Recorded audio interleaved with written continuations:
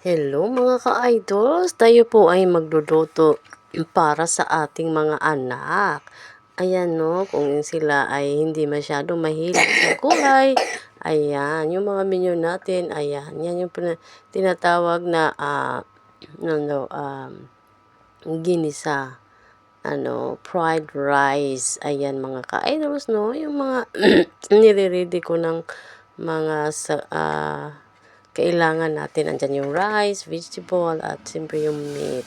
At siyempre mga ka-idols, kailangan lang natin pakuluin ang ating gulay para naman sa kanon mauna siyang lumambot at makain ng mga anakis natin. Yung mga anak natin na hindi masyado mahilig sa mga gulay, pwede nyo pa yan liit-liitan mga ka-idols para naman sa kanon maihalo sa ating rice, no?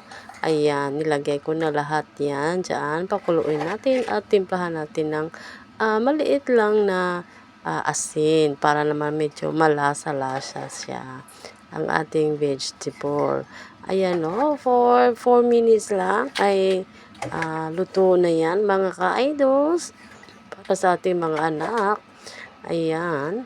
At pwede na nating halunin. At tapos ilagay na natin ang ating rice at ang ating meat. Isabay na natin yan. Kahit anong meat ang pwede natin gawin.